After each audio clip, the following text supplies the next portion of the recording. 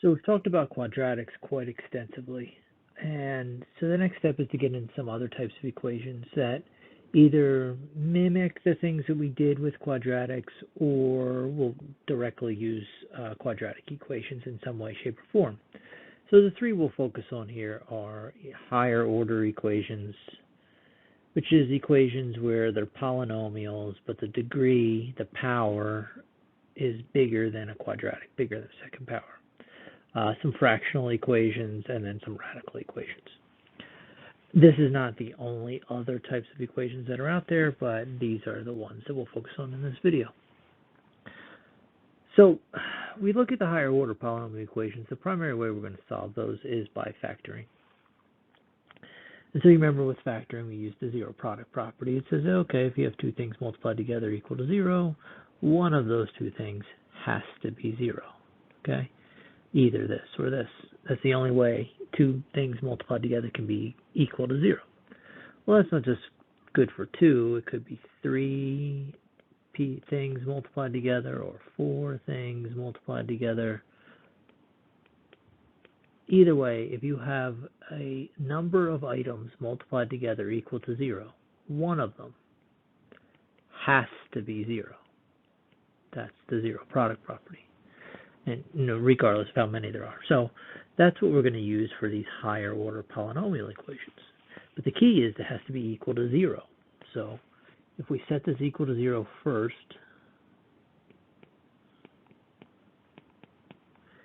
and then we factor it, because we need a product, here we can factor out an x cubed, and we would be left with x squared minus 9. We can factor that further, x cubed times x plus 3, x minus 3. And you see now what do we have? We have 3 things multiplied together equal to 0, which means one of them. Either the x cubed has to equal 0, or the x plus 3 has to equal 0, or the x minus 3 has to equal 0. Well, if the x cubed equals 0, then x would have to be 0. If the x plus 3 equals 0, then x would have to equal negative 3. And if the x minus 3 were to equal 0, x would have to be 3. And so what we have here are 3 solutions. And as we go through the course, we'll get into even more complicated higher order polynomial equations. These are just some real simple ones that we can use some factoring techniques we've already learned.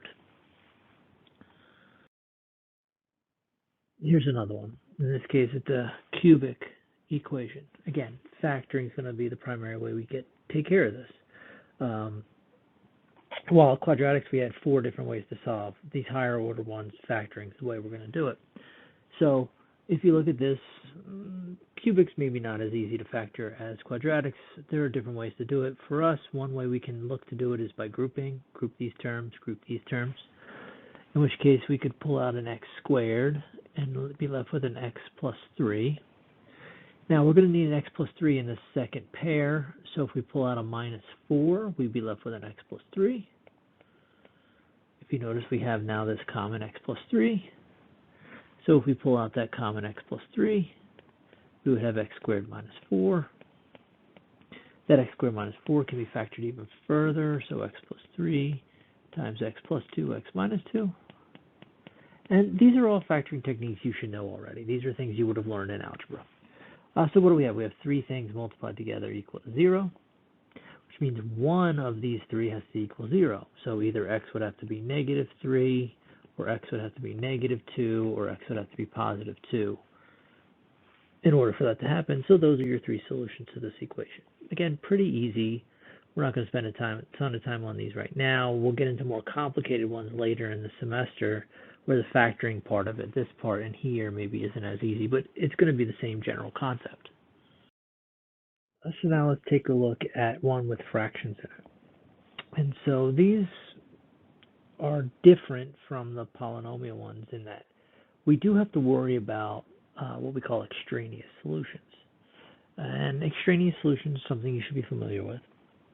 These are solutions that come about through the solving process that don't actually solve the equation.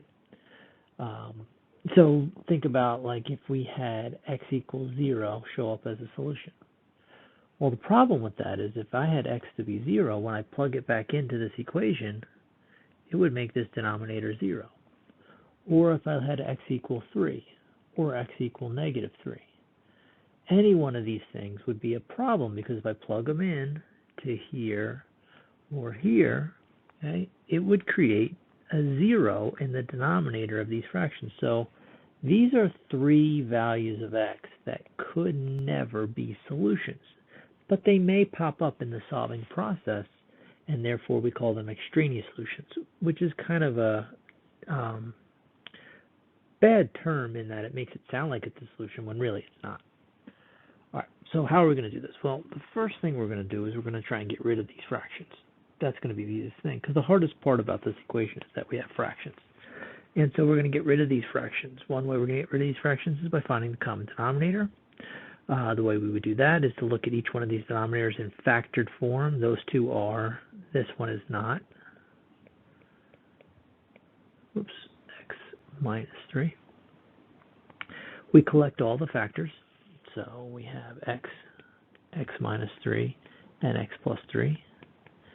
And that product is our common denominator. So if we multiply the entire equation through by that common denominator,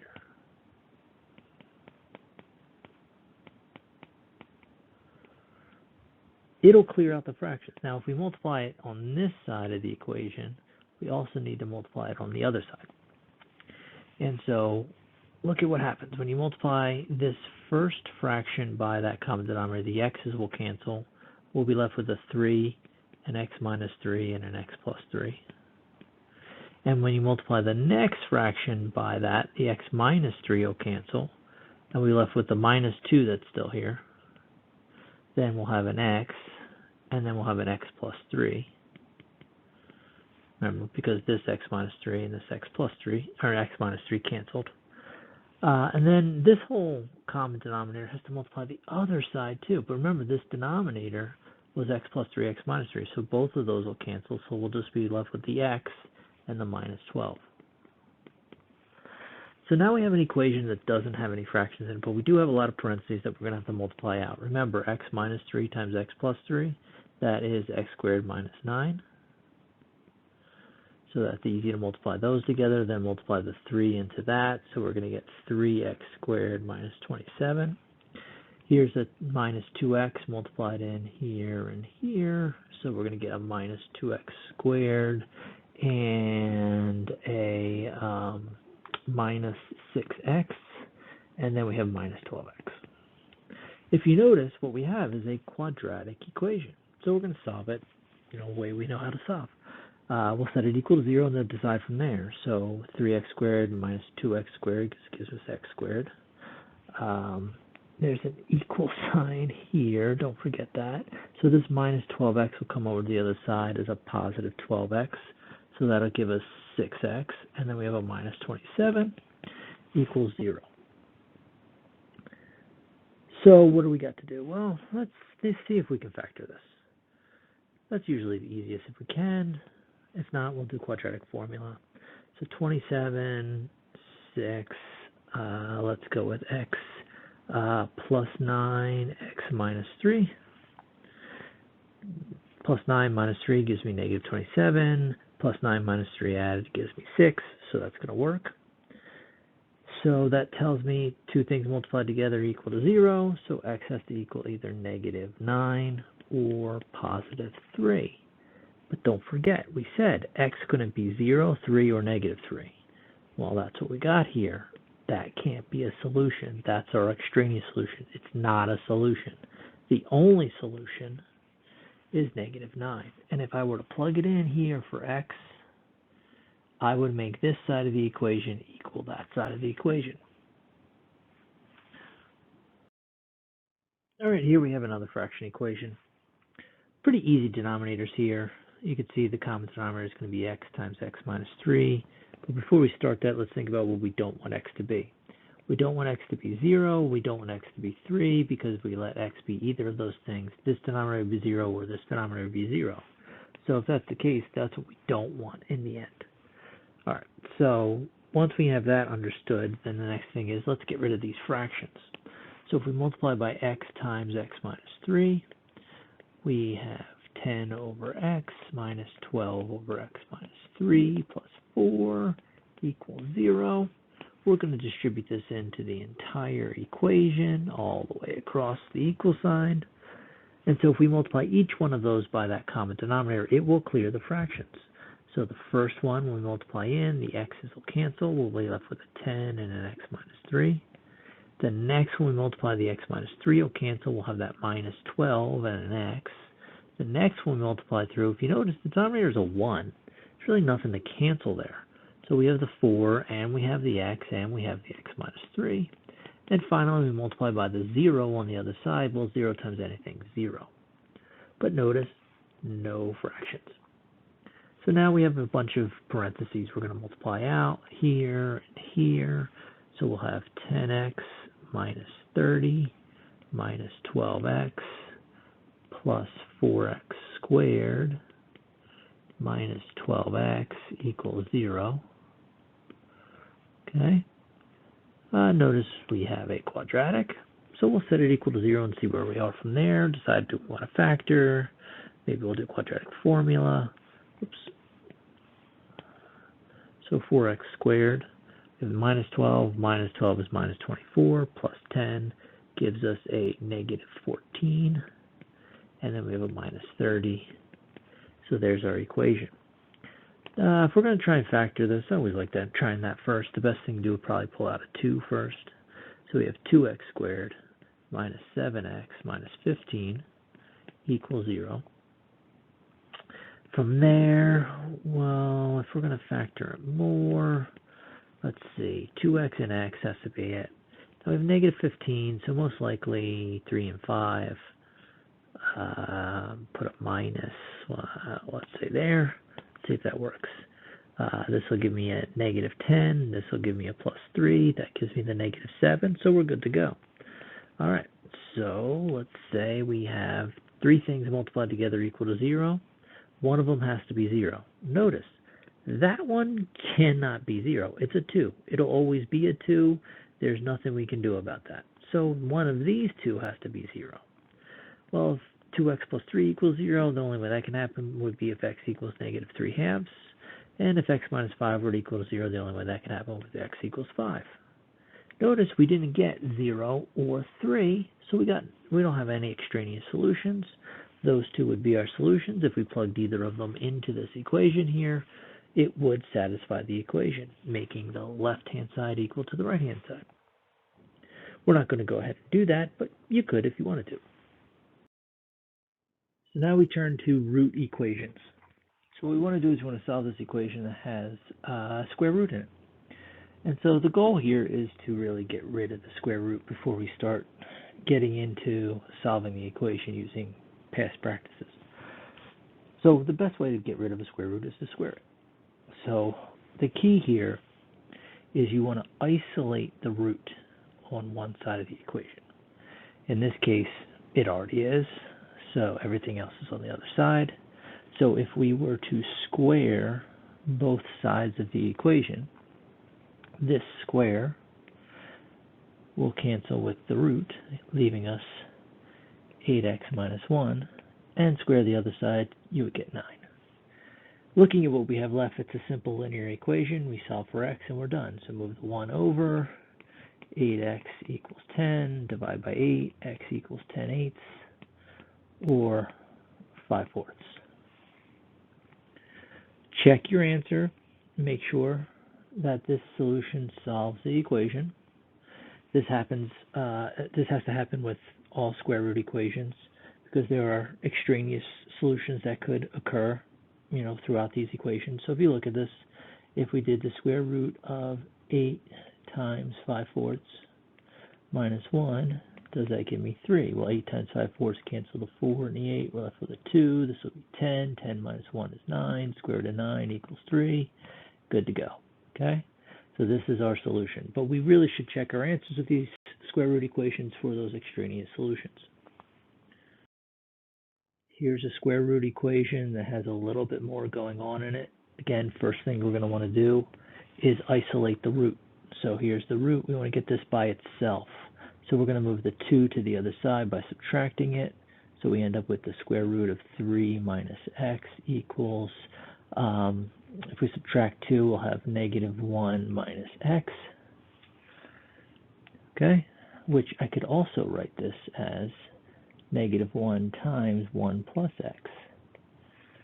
Doesn't really matter, but all I did was factor in negative 1 out of this, so we get the same term. All right, remember, if you multiply this back in, you should get back to where you started. We do. Now it's time to square both sides.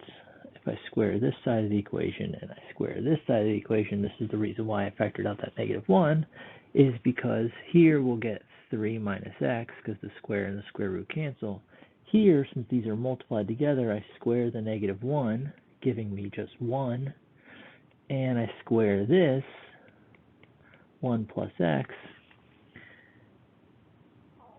and I'll have to use my binomial squared formula to do this. This is 1 plus x times 1 plus x. What you can't do is square the 1 and square the x. That does not work. You cannot do that. We should know that by now. We also saw in completing the square how we square a binomial. We use that over and over again. So in this case, we're going to get 1 plus 2x plus x squared. Remember, this is essentially this a plus b squared. So we get a squared plus 2ab plus b squared. That's the formula we're using to multiply this out. If you don't like that, just do 1 plus x times 1 plus x. Distribute this out, collect like terms. You get the same thing. But we really want to get faster at multiplying out these binomials. So anyway, here we go. This is what we're working with. If you notice, we have a quadratic. So this is a quadratic equation. We'll solve it using the things we've learned with quadratics. So I'll set it equal to 0. Subtract the 3, I get negative 2. Add the x, I get 3x plus x squared. You probably don't like looking at it that way, so let's write it as x squared plus 3x minus 2. All right, so if we go to try and solve this equation, if you notice, we're not going to be able to factor this. We're not going to find two things that multiply to give me negative 2, but add to give me positive 3.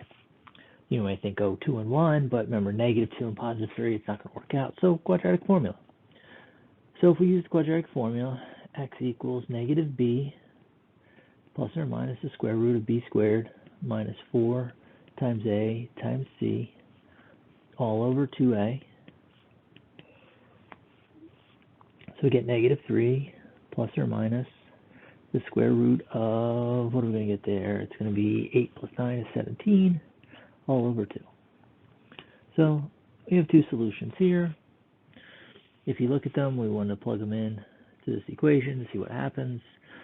Obviously not very easy to plug in, but notice that if we plug these things in, we just want to make sure that we don't have a negative value inside the root, and we won't have that. If you notice, the value of this, as long as the value of this isn't bigger than 3, then this won't be negative.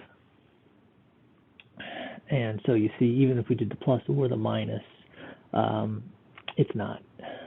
Well, actually, sorry. If you look at this, negative 3 minus the square root of 17 over 2, just double check that. Square root of 17, we could say, is a little bit more than 4. So this will be, like negative 7 over 2. Negative 7 over 2 would be 3.5. So actually, the negative would be no good there. We could even use a calculator too. If you want, if you plug this into a calculator, get a decimal representation of what this is, and then see what would happen if you plugged it in. We could do that as well. But this one's probably a little more difficult to plug in than other examples that we will see. But nonetheless, we should quickly double check it.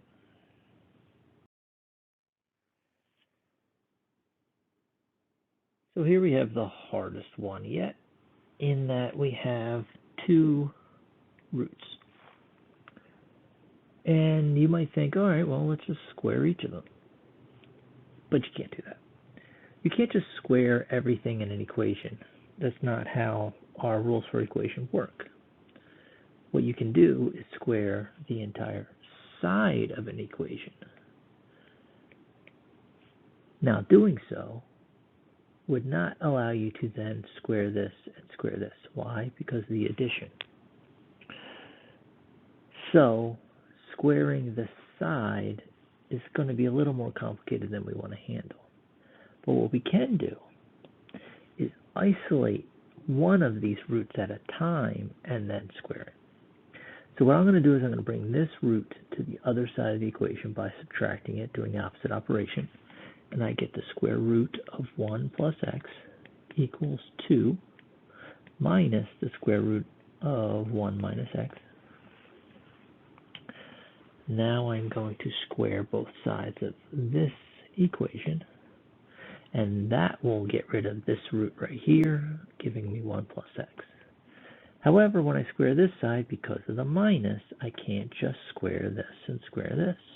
So I have to multiply it out. I'm going to use that a squared plus 2ab plus b squared formula. So this squared is 4. 2 times a times b, 2 times this is 4, times this would be 4 square root of 1 minus x. But I have to have a minus because there was a minus here. That's the formula where there's a minus in front of the 2ab. And then b squared would be this squared. Well, the square root squared would give me 1 minus x. Okay. Now notice, I still have a square root in my equation. We weren't trying to get rid of this square root. We were trying to get rid of this one. And we did. So now the goal is to get rid of this square root. How? Isolate this one. So I'm going to have to take a lot of this other stuff and move it to the other side of the equation. So move all this over. So a 4 and a 1 is a 5. I subtract the 5 from the 1. I get minus 4. I have a minus x. I'll add it to this x. I'll get 2. So then I have minus 4 square root of 1 minus x. Now, I could also move this 4 to the other side since it's multiplied by dividing. The problem with that is it would create a fraction right here, and I'm going to have to square it, and I really want to avoid fractions, so I'm not going to do that. I'm going to leave the 4 right where it is. Because it's multiplied, it's not going to pose an issue. If I square this side and I square this side, what happens? Well, here, let's look at this one. Since these are multiplied, I can square this and this. Square the 4, I get 16. Square the square root, I get 1 minus x. Here, basically I'm going to use this formula again. Negative 4 squared, 16. 2 times negative 4 times 2x is going to give me negative 16x. And then 4x squared gives me, or 2x squared gives me 4x squared. So now look, I have a quadratic.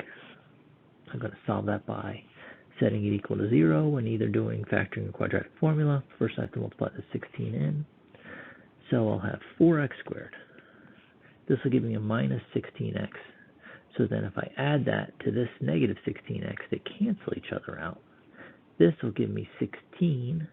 So then if I subtract that to the other side, I'm going to end up with, what, a negative 4.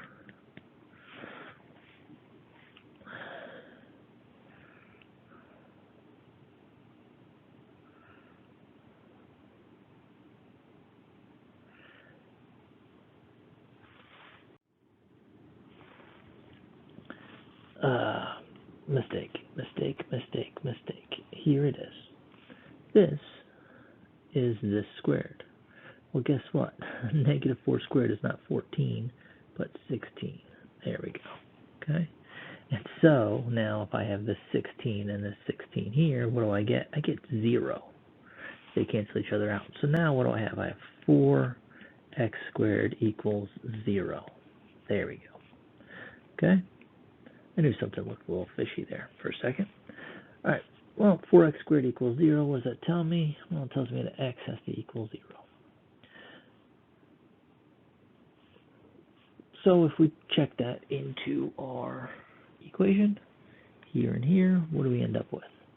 Well, we get the square root of 1 plus the square root of 1 equals 2. Yeah, that's right. 2 equals 2. So this checks out. There's our solution. But the way we had to solve this one was not by getting rid of both roots at the same time, but really by getting rid of one at a time. It didn't matter which one. I chose to get rid of one of them and then get rid of the other one. Takes a little bit longer. but it's probably the best way to progress through this equation. If you had an equation with cube roots instead of square roots, you would have to cube both sides, or fourth roots, or sixth roots, or 10th roots, or whatever, okay? You use the corresponding power to get rid of the root, but the root has to be isolated. You have to get the root by itself in order to get rid of it for that squaring or cubing or fourth power or fifth power to get rid of the root.